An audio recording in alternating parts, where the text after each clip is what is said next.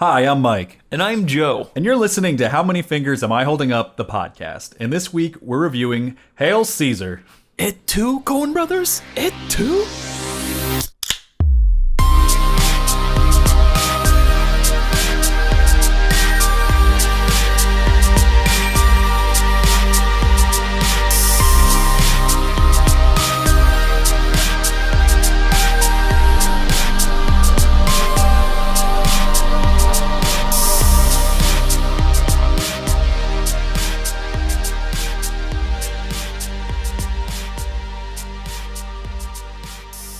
Welcome to How Many Fingers Am I Holding Up, featuring two guys getting bacchanal and reviewing movies in a weekly podcast form.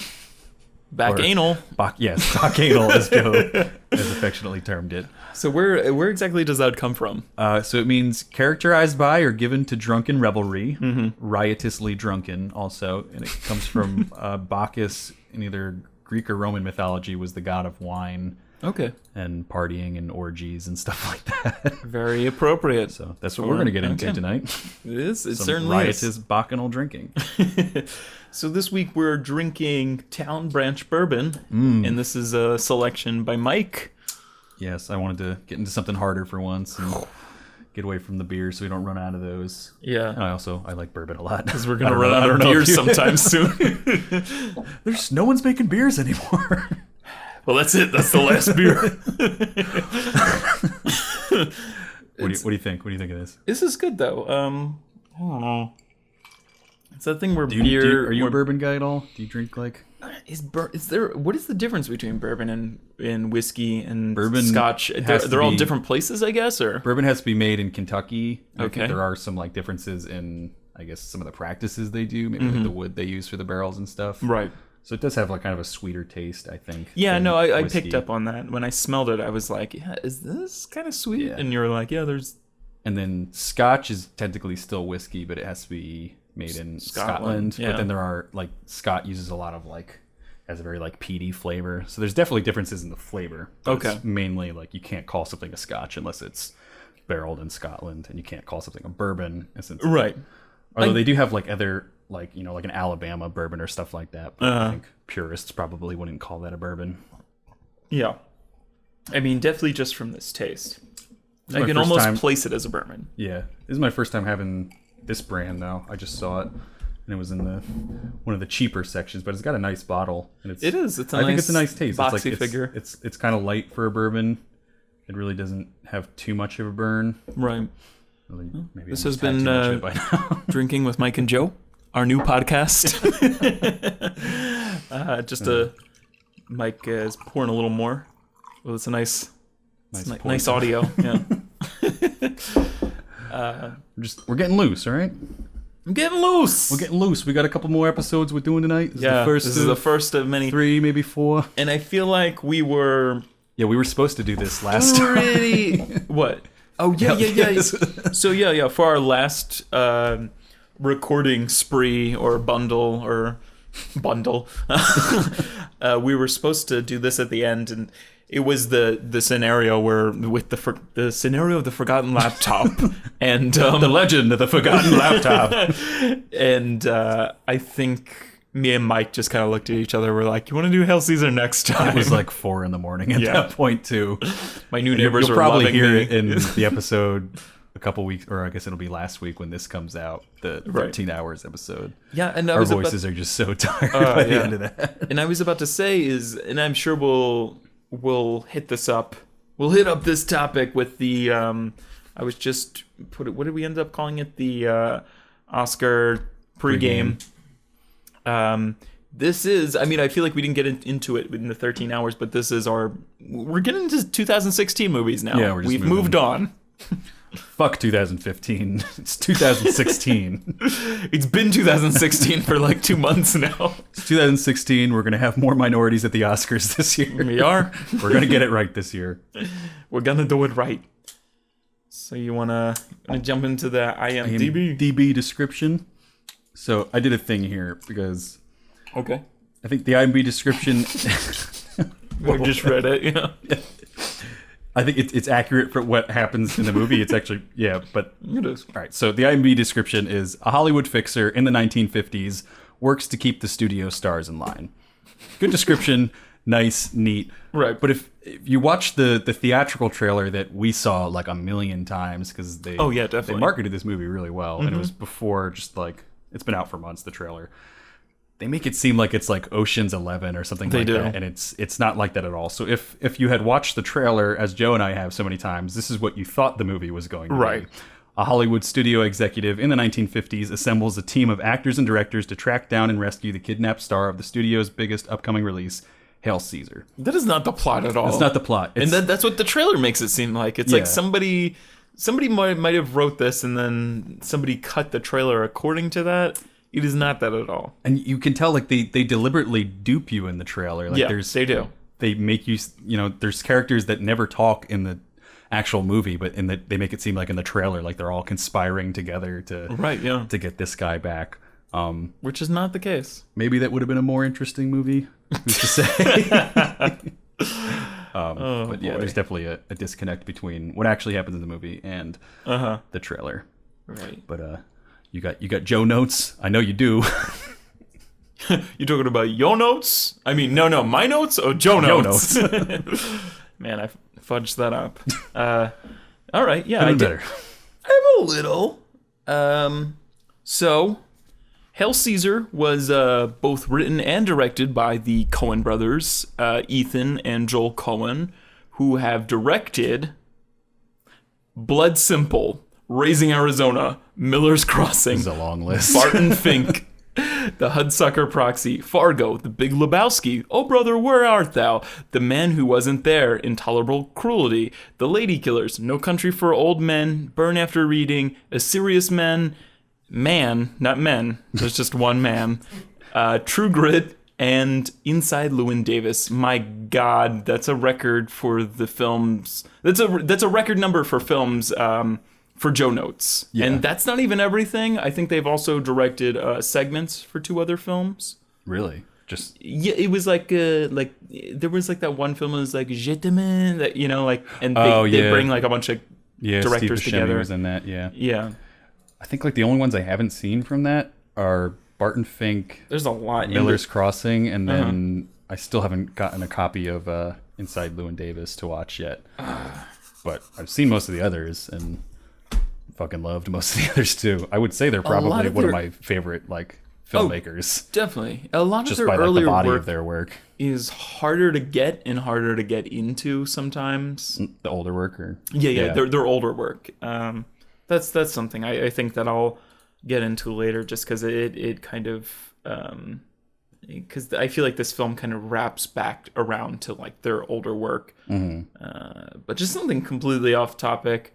I was reading an interview. I think I sent this to some sort of chat that we're both in. Shout out Squad Chat. Sent this to Squad Chat. And I read that they're very indifferent about the Fargo television series. Really? And that's just like something that makes me laugh, just because they've literally been like listed as an executive producer on like every single episode. Really? So to me, that comes off as like them like really creatively like distancing themselves from the series. I wonder if they just have a say, but like, where does that producing credit come from? Listen, like if they don't. I think that credit is just literally like, we making that money from this show, we making that money. Like I don't even think it's just. I don't even know. I know they have nothing to really do with it. I still haven't watched that show yet. I hear great things about it. No, that's the thing, is that the joke is that like everybody loves it. Like critics love it everywhere except like they don't. Yeah, and I think I don't know. Which I mean, like that. It just comes off as like not great to be an executive producer of something and also be like, I can take it or leave it. Right, yeah. I'll take the paycheck. Which, yeah.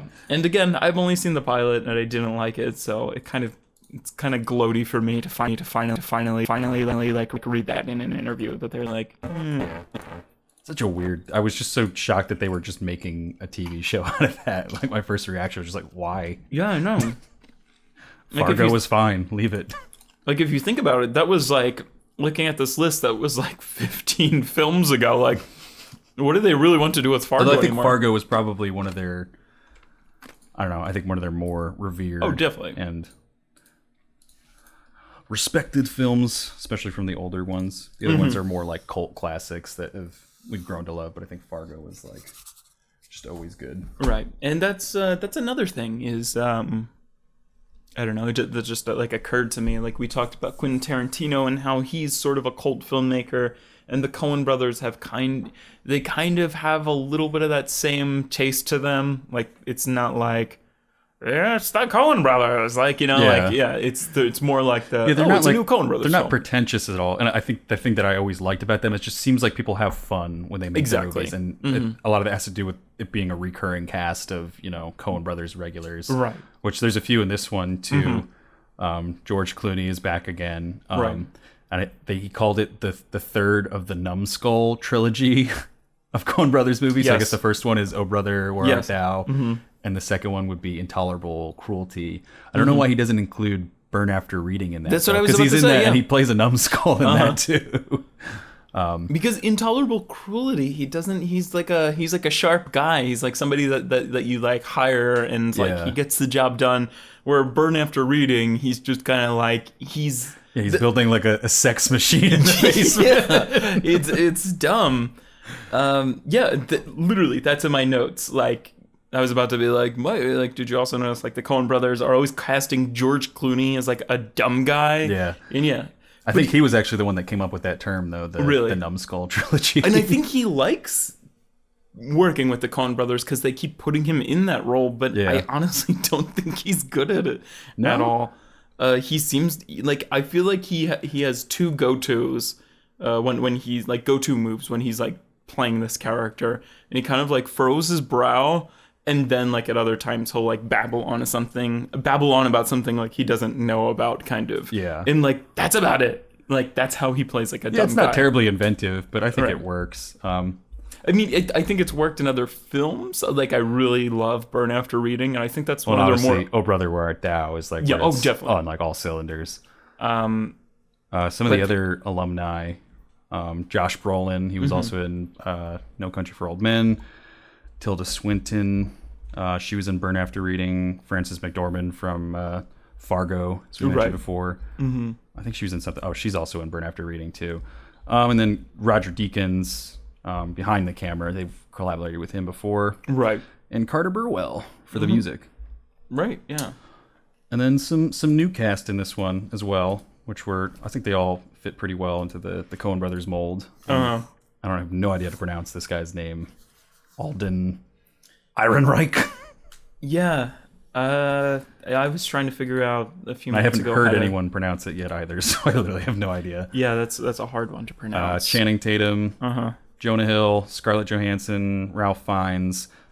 He's in it for like 30 seconds as a silhouette, and supposedly they cut a bunch of the other scenes that he was in, but Dolph Lundgren is in it. Yeah. And Newman from Seinfeld. Yes. Wayne Knight.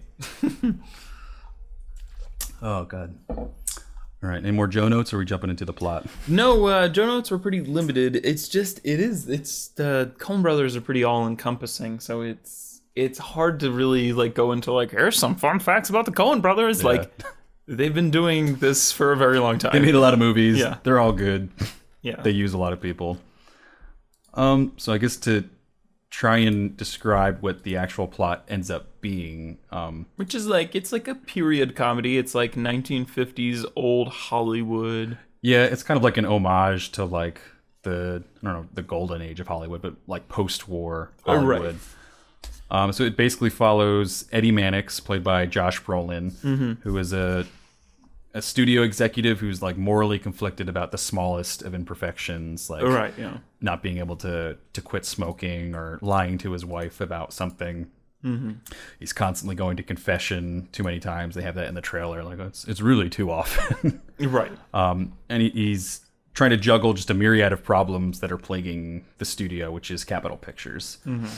And there's not really a much more of a thread to the plot besides that. It's kind of just that, Right. and how does he deal with all these individual problems?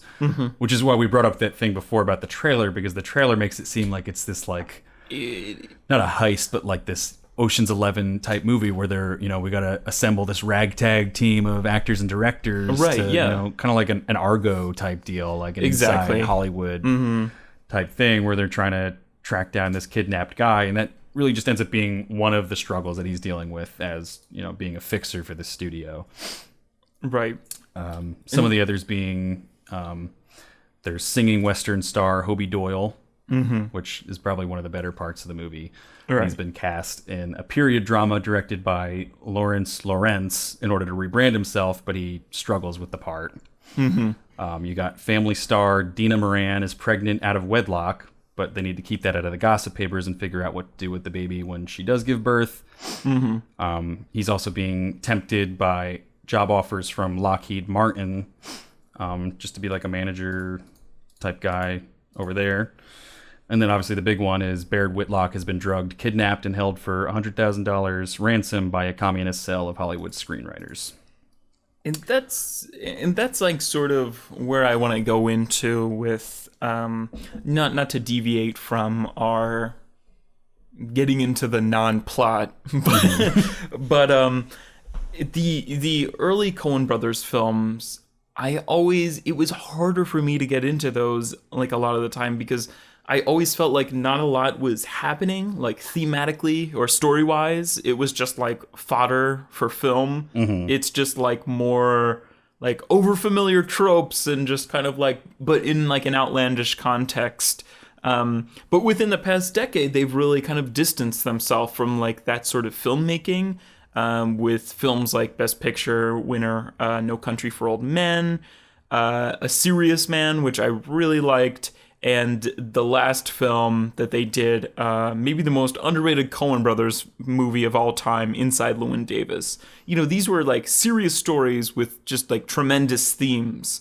And I feel like, but with this one, they literally, it's just wall to wall fodder. Like that's that's it. Like there's so many people in it. I think they do much better as filmmakers when they're focusing on a singular story, right, rather than these like collage of like multiple stories going on. And even though in the end they do kind of weave them together masterfully, it's harder to find the threads, and it's maybe not as easy to follow or as interesting as when they focus on the single story in No Country for Old Men, right, or A Serious Man, or like you said, Inside Llewyn Davis, movies like that where it's focusing on one person or at least one group of people more. Oh Brother, Where Art Thou? There's a lot going on, but it's basically just following those three guys around. Right. Whereas this, there's like, look There's at so all those much. names we named.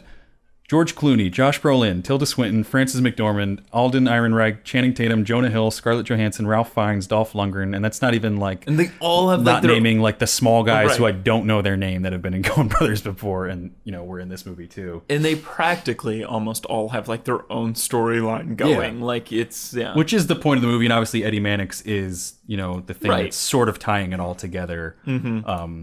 But he is still kind of just like jumping around, and I guess that is his central storyline, is the fact that he's trying to juggle all these things. right. But I also think when and that's why I made such a big deal about the trailer, is when you come from the trailer and having those expectations, and then you get into this movie and you're like, all right, well, where's that central storyline that the trailer made us feel like there was going to be? And it kind of just never comes together. I think that might have maybe affected my perception of the film, that trailer. Part of me wished that, like, going back to the George Clooney thing, I don't like him when he plays like the dumb guy, because like I just don't think like him when he does that. I don't know. He just I kind of like almost wish he played like the Eddie Mannix character. Not that Josh Brolin did a bad job, because he did a fantastic job, and he always does a fantastic job. And I feel like he just played like a very similar role in last year's Paul Thomas Anderson's like Inherent Vice, where he's kind of like this guy who's trying to like pull everything together, or he's like more of the authority figure. But I don't know. I'd like to more see George Clooney in a more kind of like guy with a suit and tie who's like kind of like trying to pull everything together. A smarter right. role, yeah. Yeah, because he plays smart very well too. I think it also probably deserves to be mentioned that I feel like there's two different types of Coen Brothers movies. Like, they're not someone like Quentin Tarantino where they only make one type of movie. There's the serious but also somewhat funny Coen Brothers movies, and then there's just the straight up comedies. And I think this definitely falls under just a straight up comedy. Like, this is like a Burn After Reading. Yeah, Burn After Reading is like that. I would put maybe even like Big Lebowski kind of under that. Definitely. Like, I'm trying to think of some of the other ones. Fargo is definitely one of the more. It's kind of in the middle. That's more serious. But then you have like the real serious ones, like A Serious Man, No Country for Old Men. I haven't seen Inside Llewyn Davis, but I would assume that's one of the more serious ones. And and that's what they've built up. Oh Brother, Where Art Thou? That's definitely one of the more comedic ones. Again, despite the flashes of brilliance, this does just come out pretty thin. And the flashes of brilliance are literally every time somebody's on set, it's like I yearned for those, like to come back every time we kind of went out. Well, it's trying to like lampoon like post-war Hollywood, right? And yet the best parts are like the fake movies or the on-set stuff. Like you have the Western, which is everything that Hobie Doyle is in, where he's this like almost like a stuntman rodeo. It's like a grade B Western kind of. Yeah, and he's like a singing Western star, and he doesn't have many lines. He just does horse stunts and lassoing and stuff like that. But it's so over the top that those scenes are hilarious, and everything that he does is hilarious. He was like my MVP of this. Oh yeah, he was. I think he blew everybody like in a gigantic cast. He I don't really know if I've stood seen out. him in anything besides this yet. I would imagine we'll probably see him in a lot more after this. I think he was in that Woody Allen film like Blue Jasmine or something. Oh, really? Yeah, and I think that's the only other time that he's had a character that's large enough to recognize. And then he's also in, because of his storyline, they're trying to rebrand him and get him to step outside of just doing these Western ones because he's a rising star and they want to get more money out of him, so they put him the head guy in New York City suggests that what do they call him? Mr. Skank or yeah. And like he tells the Mannix character, he's like, well, why don't we put him in this film? And it's kind of like you don't question this like higher up guy. So he gets put in a period drama, or as Ralph Fiennes, as Lorenz calls it, it's a serious drama. Yeah. And he's just, if they have it in one of the trailers, he's struggling to like just pronounce like lines and like. It's very comedic, just the way him trying to be a serious like drama star. Right, because he's a rodeo clown essentially. The director tells him to like laugh at one point, and he's like, "Ha!" And I think that part might have been like one of the best. Like between them, it's just like the back and forth between them. Like I could watch that for very long, and they make like very long shots, and those are very long segments between Ralph Fiennes and I can't pronounce his name. It's the comedy really works in individual scenes. Like it's like that scene is hilarious. There's a lot of other individual scenes where it's like if you were just judging those individual scenes from the movie, this would be like an A+, like 5-star like movie, because those scenes are brilliant. They're funny, they're well acted, they're well shot, well composed, and definitely. everything. Like some of the other ones, there's the other fake movies going on. There's the title movie, Hail Caesar, which is their big, kind of blockbuster movie they're working on that Barrett Whitlock is in, and it's like a Roman epic about some Roman soldier and like the crucifixion and him kind of seeing it through his eyes. Right.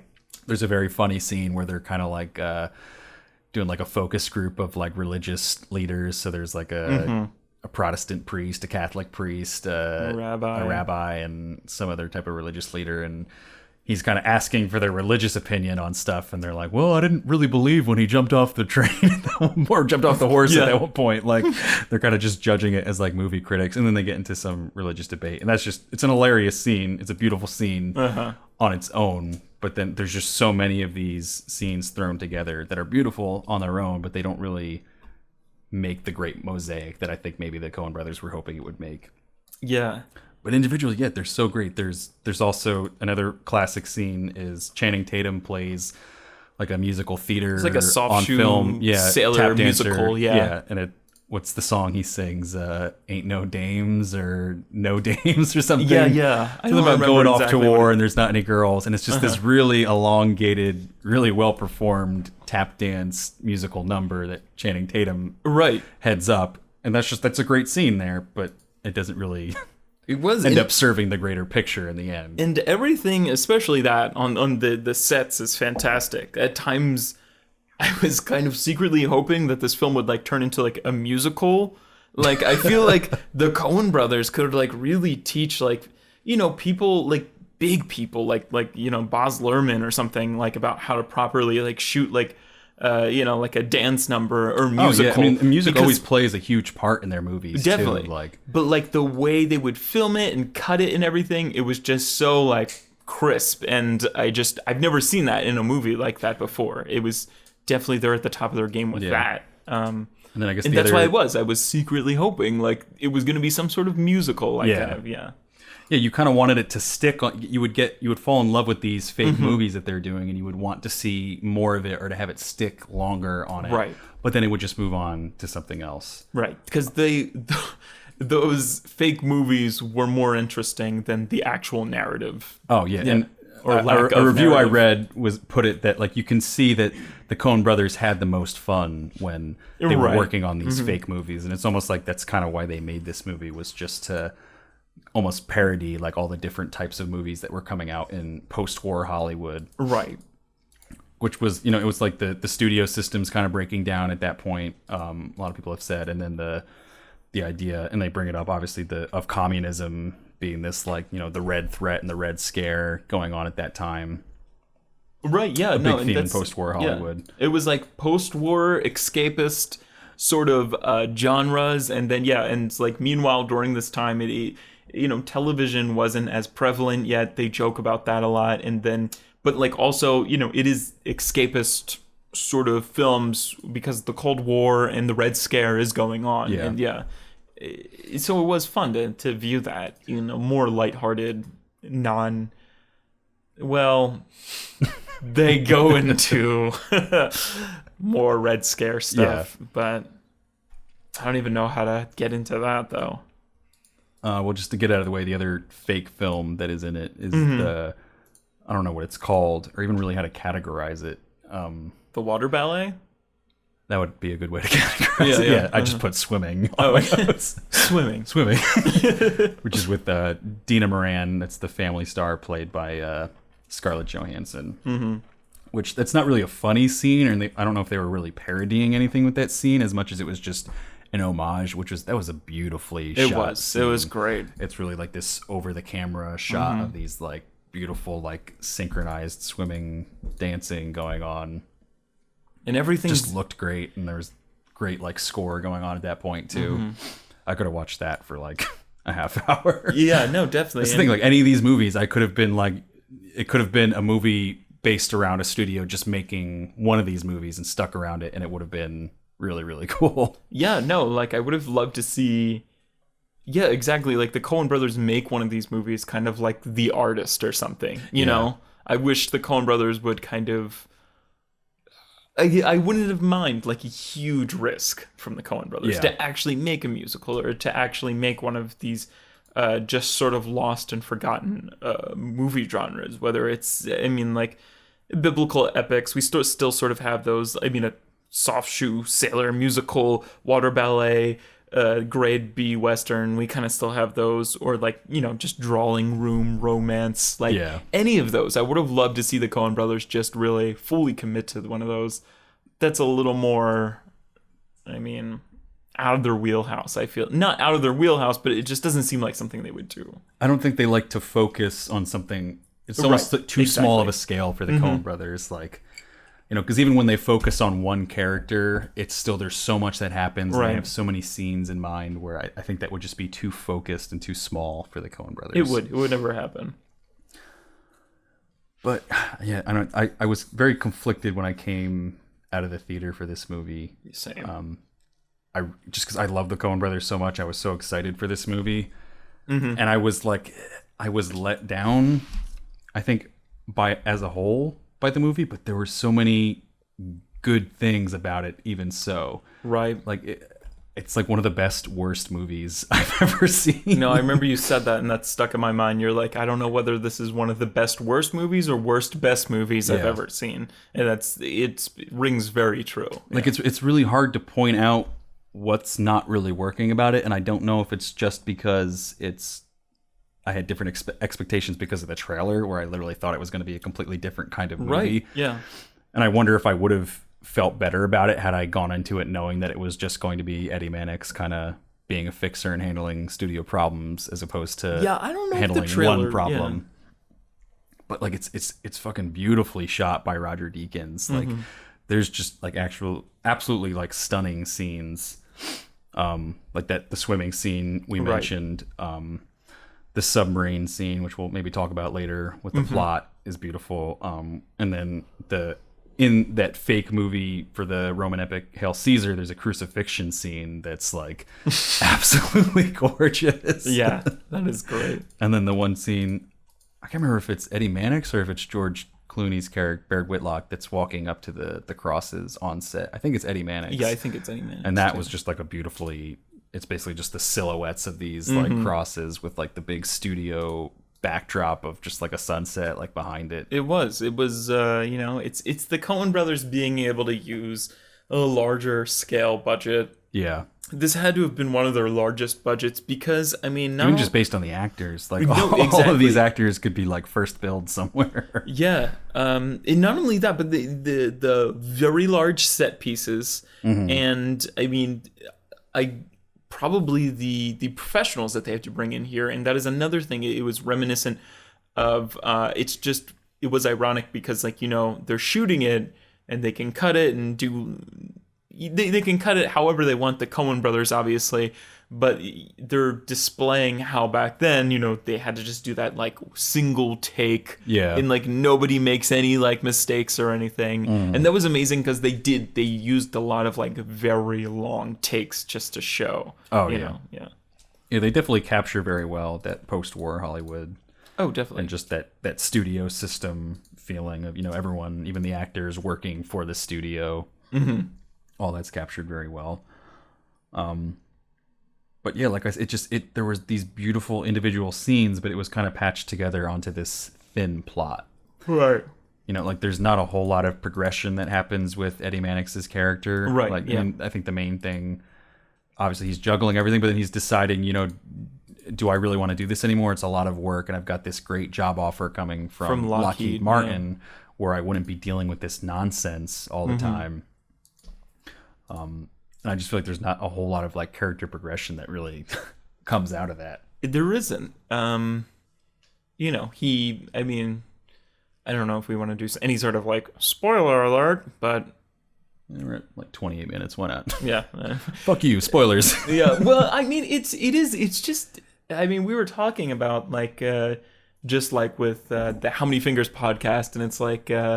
We're kind of easing more into like an hour on average, but this film, there is so much that happens, but there's almost just like so little to talk about because like it's just it wasn't bad, scenes. But it wasn't like, good. It's not like there's not like a plot. Like even if you were to just focus on Eddie Mannix as like the central figure in the story and his story being the plot, then the plot is he faces a lot of problems. The problems naturally work themselves out. The movie ends.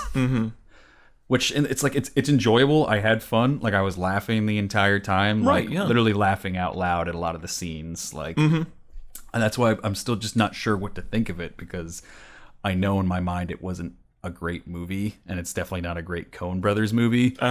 But it still has the parts of the Coen Brothers that I love from their other movies. And this isn't even like a movie that we just saw either. This is like... Yeah, we've had time to like ruminate on it. We saw this film before we recorded our last batch. So it's been at least how many weeks now?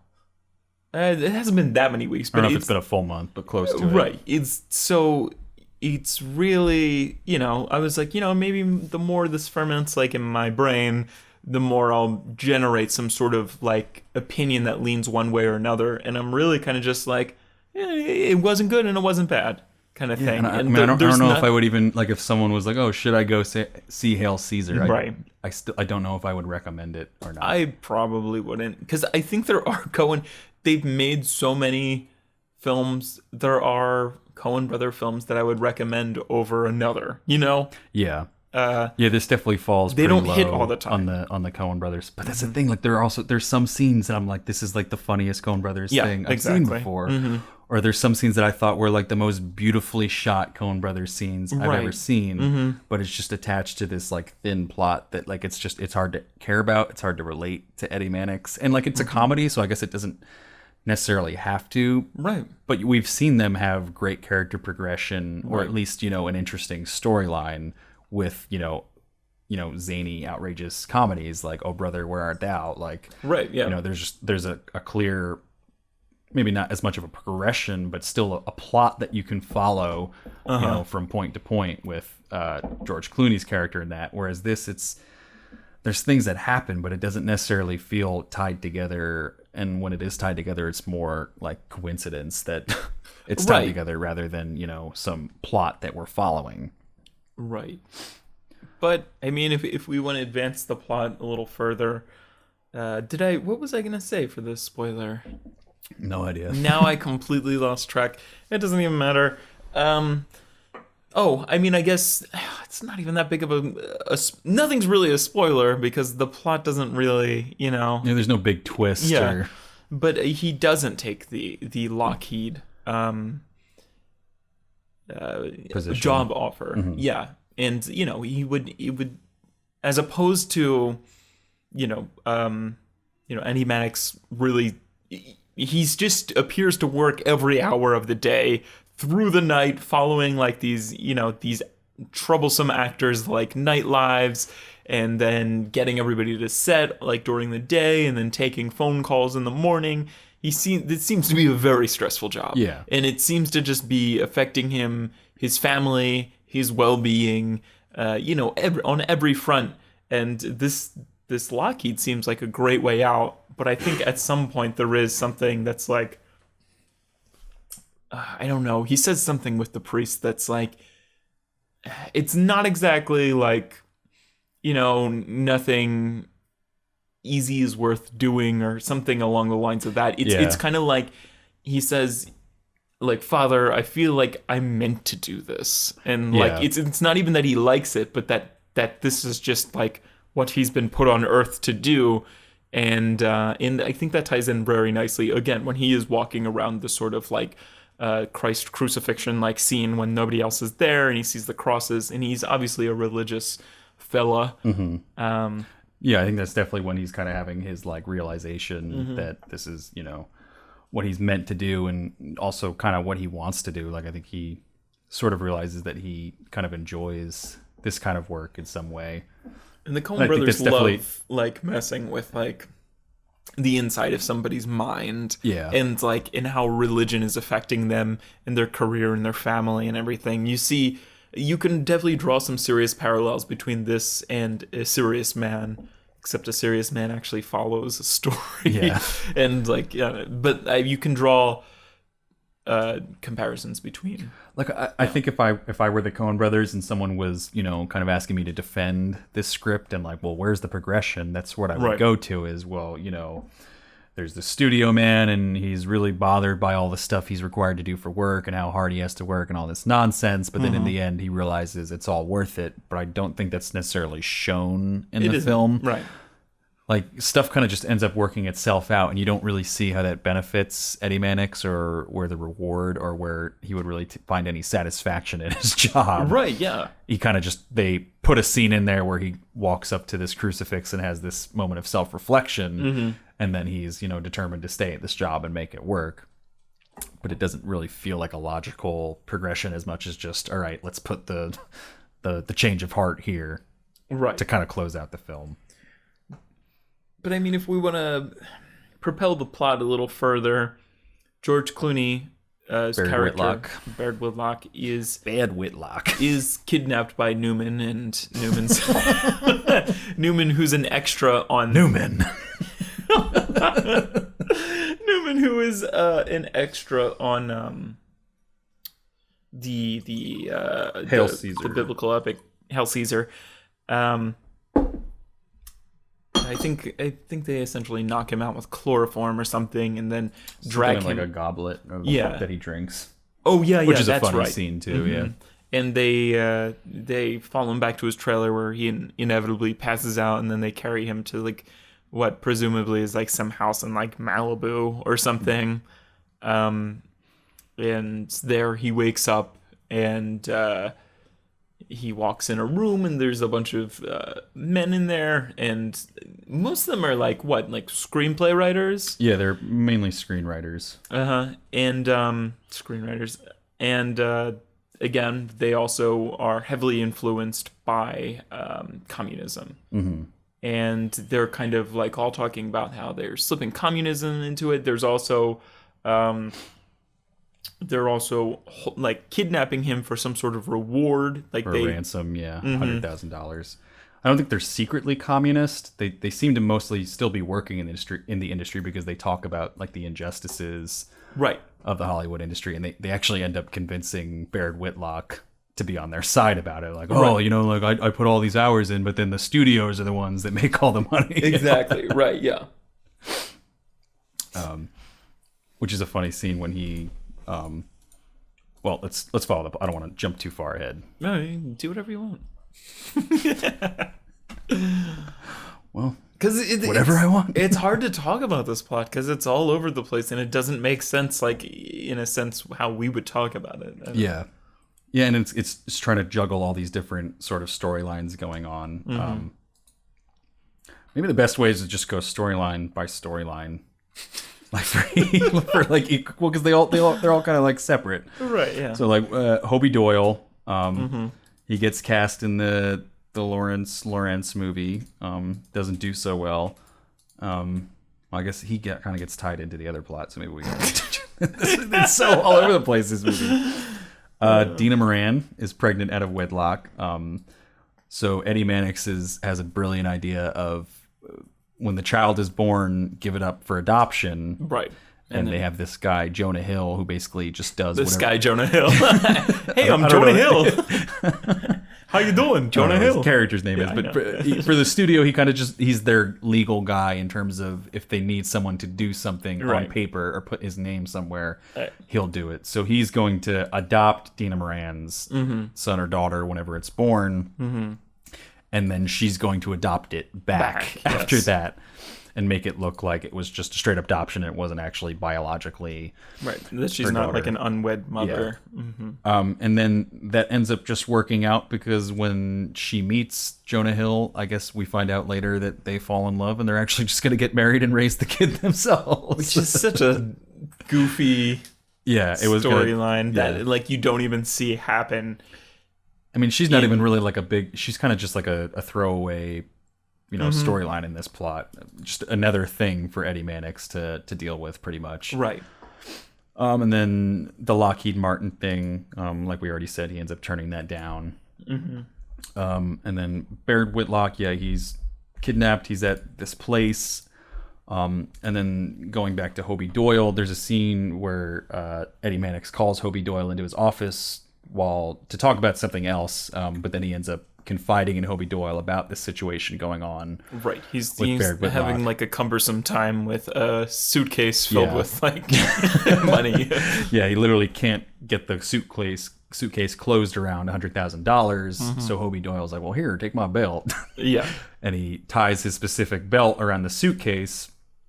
And then there's a whole thing where they call themselves the Future, this communist group, and they tell him to leave the suitcase behind like the power block or something at this one studio. Mm-hmm. So Mannix goes over there, and that's where we see the sailor soft shoe dancing number that Channing Tatum is in. It's filming at that studio, which ends up being foreshadowing because later Hobie Doyle is at a premiere for one of his westerns, and he sees Channing Tatum at a dinner table there, and he picks up the suitcase that has his belt on it. So he knows that this Channing Tatum, I forget what his character's name is in the movie. Let me look that up real quick. So Bert Gurney. Yeah, so then he tails him. He tails him back to the communist compound, Like or Malibu I think it's house, just Bert Gurney's house that they were all meeting at. But when he gets there, Bert's already left, and it's just Baird Whitlock there. I think he has that funny line where he's like, Hobie, you're a communist too. Yeah. And then we find out that Bert Gurney is obviously in cahoots with him and is a communist, and he's made plans to actually go back to Mother Russia.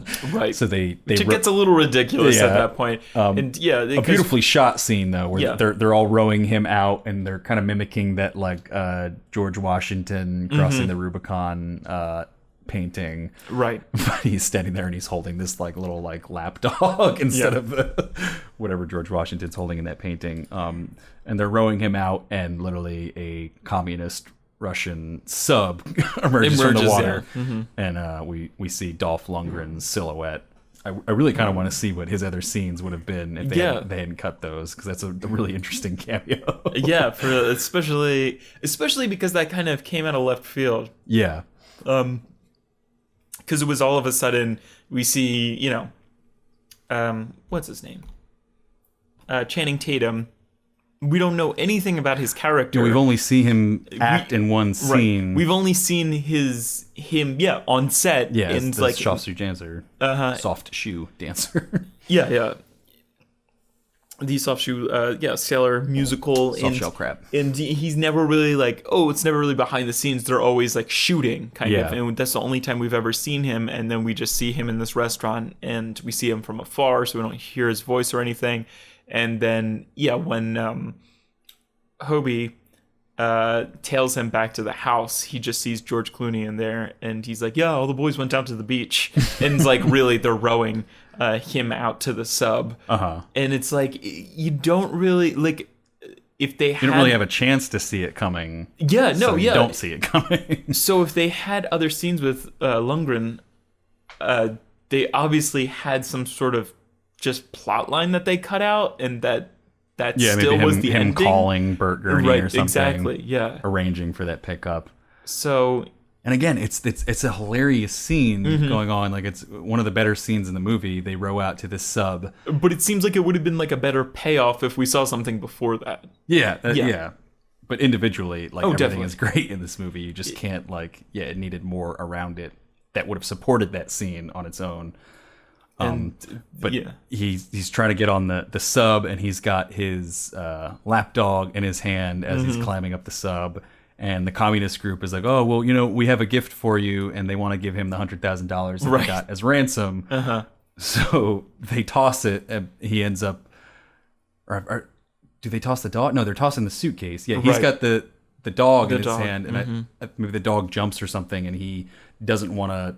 Basically, he ends up sacrificing the suitcase for his dog, and the $100,000 that the whole film kind of hinged on just sinks to the bottom of the ocean. Which is it's a hilarious scene, and it's again beautifully shot. Just that really bright moonlight and the blue water, and this huge Soviet sub coming out of the water. Right, it's a great scene, but it comes out of nowhere. But nobody even really seems that upset about the suitcase either. It's just kind of there's that kind of quiet resentment of yeah. You could hear the bubbles as the suitcase is sinking down. And then I guess the other kind of plot that ends up working itself out that we didn't actually talk about is that what's her name? Tilda Swinton actually plays two characters, Thora Thacker, and I forget what her sister's name is. Right. I had Thessaly Thacker. I had no interest in this plot line at all. Yeah, it kind of just ended up serving a purpose in the end, but they're two rivaling gossip columnists. One of them is kind of just interested in romantic stuff going on, and then the other one has a tip about how Baird Whitlock got his first role. I forget what the movie was called. It was On the Wings of Eagles or something. Right, yeah. And it's with Lawrence Lawrence, and she says it to Mannix, and he knows what she's talking about, but he kind of dismisses it. And he keeps trying to give her other stories so that she won't publish this story about obviously something scandalous happened for Baird Whitlock to get this role. And I think it ends up turning out being that he basically slept with Lawrence to get that role. But the film works itself out. And there's even a line where he just says like, "Oh, that kind of just worked itself out." Right. I thought there was some sort of communist edge to that too. Well, it was Bert Gurney, the guy who ends up becoming the communist. He's the one who was her source for that. He somehow knew. Right. Okay. And now that he has been, because as Hobie Doyle, he gets to Bert Gurney's house to pick up Baird Whitlock and bring it back to the studio. As he's driving away, he gets passed by cop cars going towards Bert Gurney's house. So they've figured out that he's a communist. They're going there to arrest him. So he ends up being outed as a communist. So Eddie is like, well, you can't use him as a source because he's a communist. So that's just not going to fly. So it's this thing where kind of just everything ends up working itself out in the end, not even really by any, brains or, anything that Eddie Mannix really had anything to do with. Like it all just kind of works itself out. Right, yeah. Which is like, I think I would have maybe liked the ending as much as it does kind of come around neatly. Like it would have been nicer maybe if he had a hand in solving all this stuff, because then his progression would have made more sense. Of like, there were problems and I fixed them. That's why I like staying in the studio system, not because things happen to work themselves out. Because I can't imagine that's usually the case in his type of profession. Yeah, yeah. And so, yeah, it really does. It just comes down to, I don't know. I don't even know. It's just, it's that kind of movie. It's something I can't even talk about for this long of a time, just because I'm starting to walk in circles around my brain, just being trying to find something deeper, but it is really just it is kind of just a surface film. It was entertaining. Yeah. All the surface stuff was good. The acting was great. The dialogue was hilarious and funny throughout, and the shots looked good. The music looked good. Like it was masterfully made. It just maybe wasn't masterfully written as much. And it's hard to even say that because in the individual scenes, it's written so well. It's just. It felt like they wrote all these scenes individually, or maybe they were ideas that they had. I think I did read somewhere that they had this idea back in 2004 to make this movie. I don't know if it was when they were making Brother Where Art Thou, or just it was something they had in mind for George Clooney to play this role. Definitely. And it seems like they might have kind of just thrown the rest of these plots around it to make that role kind of work somehow. I definitely remember they... right after Inside Llewyn Davis, I think I feel like it's kind of rare. They were doing some sort of actual Coen brothers were doing some sort of promotional sort of thing, but they or maybe they just felt like it. Who knows? Those two are so hard to read, really, and they're more private filmmakers. But they were on NPR's Fresh Air with Terry Gross, and they were just very open about whatever. They talked about their writing process, which was really interesting. They're like, we have this office, and most of the time, me and Joel just kind of take naps, and just kind of goofy stuff like that. And Terry's like, "Do you guys know what you're working on next?" And they're like, "Oh yeah, we're writing a script. It's old Hollywood. They're like, it's called Hail Caesar." And we have George Clooney in it, which is so bizarre, to release one movie and be like, oh yeah, we're still writing this, but I think this is what we're gonna do next. It was and I was blown away. I was like, whoa, great, that sounds like something I'm into. And he's they were talking about the set pieces that they would have. I think they were very excited about the set pieces. It does almost seem more like something maybe that they did just to have a good time, they a bunch did, of Coen Brothers regulars kind of pay homage to old Hollywood, right? And I think the only kind of deeper meaning that I can maybe ascribe to this is almost a meta sort of thing of Eddie Mannix sort of symbolizes the Coen Brothers themselves, and it's hard work making movies for 2 decades pretty much as they have been, and maybe this is them kind of realizing at the end of the day, even after all the nonsense that we go through, we still love it and we still want to stay involved in Hollywood. Oh, definitely. Right. And that's really the only deeper meaning I can try and ascribe to this. Right. And they've been doing it for so long, and I don't know. Yeah, no, that is a pretty good connection. And they're still making money off that Fargo TV series that they don't like. They're indifferent about. So, you ready to give it some fingers? I think I am. I'm still just not sure what to give it, though. I'm looking at... I feel like one of my resolutions is I'm going to try to be resolutions for this upcoming 2016 year. Yeah. Yeah. again, we were too tired and too just gone to really, we weren't even really drunk during the 13 hours. We were just too tired. Yeah, it was like 4 in the morning. To think about things like this. And I know, you guys will have already listened to it by now, but the pre-Oscar thing, I'd like to talk about, like, you know, what we've learned and what we're going to try to do for the next year. But I feel like I'm going to try to have more insight on, like, what have I rated in the past and where do I think this lands. So I'm just going to jump right into my fingers, and I think I'm going to place this at a 3, just because there's, like, so many, you know, it wasn't like Bridge of Spies, which I thought was like 2.5, but it wasn't quite like, I'm trying to think of what I gave, like a 3.5, like Mad Max, or like The Hateful Eight. That should have been lower. But I feel like it's... So you think this is worse than The Hateful Eight? No. This is a new Joe. This is a new... No. I think it's not quite like in the middle. Obviously, there were some great scenes, and I think that pushed it up like another half a point, half a finger. I think the Coen brothers are almost... Like, even during this film, I was like, this is a little, like, over-deliberate. Yeah. But I think all of their films are over deliberate, you know, and so I think this was no exception, you know, except it didn't really work as well, you know, comedy wise. I think it worked better in something like The Big Lebowski, but it didn't work as much here at the sort of deliberate level. In terms of the comedy, or just in terms of everything, like, it's just a deliberate film. Okay. You know, I don't know. This is a weird note to go off on, but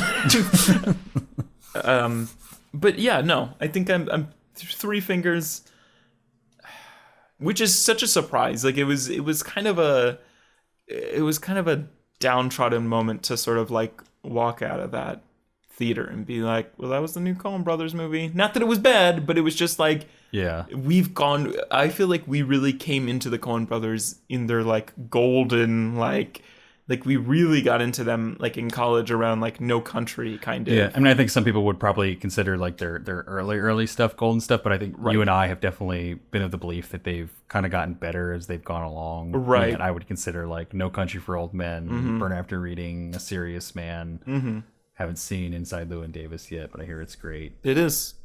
You would love it. Just some of their best films, just like all around. Like I really have very few criticisms of those 3 films.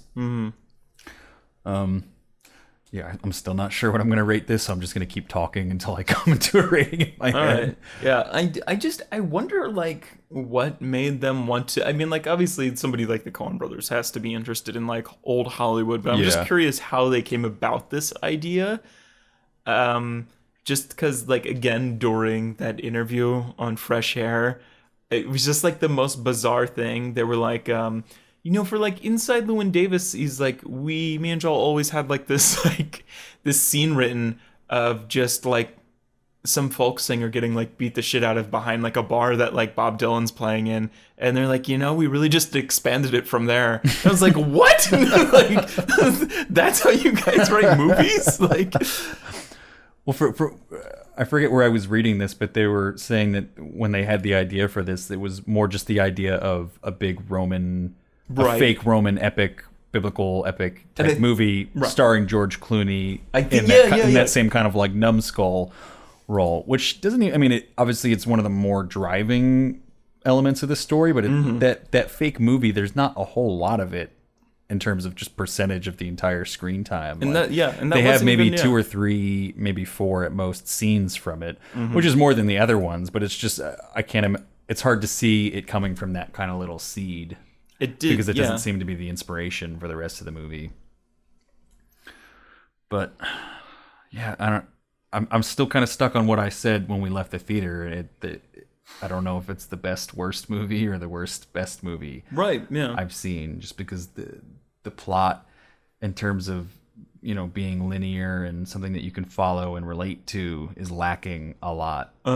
But there were so many moments when I was sincerely like laughing Oh, definitely. out loud, like, and there was so many just cinematic moments where I was just like, yes, like this is what I want to see in a movie. Mm-hmm. And I think it might just be an example of there was a lot of great surface stuff in terms of, the acting being good, the words that they're saying being funny and entertaining, the music swelling at the right moments, the editing being good, Right. the colors are phenomenal in this, like just that everything is, bright and vibrant and popping in that old, like, studio Hollywood type way. But there's not a whole lot of like substance beneath it. And I think I remember, I don't know whether Jordan sent us this article, but like Deakins was pretty fed up with film by the time he finished this movie. He's like, I'm never shooting on film again. He's like, I'll shoot something on a cell phone before I shoot something on film again. And I think the last film that they shot, I don't think they used Deakins since True Grit in 2010, but I'm pretty sure they shot Inside Llewyn Davis on film. And even the Coen brothers said during that time, they were like, I don't think we ever want to use film again. I think we just want to just go digital. But this was kind of an obvious choice. It calls for it right, here. Yeah. So, I mean, and I'm glad they did. Like this visually, this is one of my, I'd put it in the top tier of Coen brothers movies. It's maybe not as consistent throughout just because there's so many different things going on. Yeah. I think a lot of their other movies are more focused visually. But there's some scenes in here where I was just like, I was almost like in tears just at how beautiful like it looked in the movie theater. Like it's hard to really even like describe that kind of feeling. And that's why it's so weird to see something like that and to still come out of the movie and be like, well, what was that really for? And where was the substance for that? I think I am just going to have to match your score. All right. I think we have like the same exact feeling about this film. It kind of just comes down to how much weight would you put on a movie having substance and a movie having, a plot that's easy to follow and care about and, character progression and stuff like that.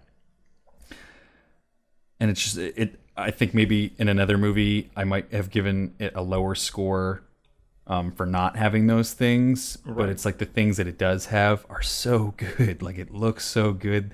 It's so funny. The acting is so good. Like everyone's just at their like Coen brothers best. Like I think all the casting in this is perfect. There was no one that, felt out of place in that type of Coen brothers, zany comedy role. So yeah, I think I just got to go three fingers. It's above an average movie because some of the things that are. What is this like? What are you laughing at me about? I don't even know. I was. Joe is just giving me this. He's ready to say something, or no, it's not even. It was just something that I was reading. It was just like some of the. We wrote some notes for what we were gonna say after we were finished with the film, and I think Mike's in the middle of working on the How Many Fingers podcast. .com. And yeah, we'll get to the joke. We'll get to the joke. You'll understand it later. But yeah, I'll go with 3 fingers. All right. So it's a final score. Just 3. Just 3.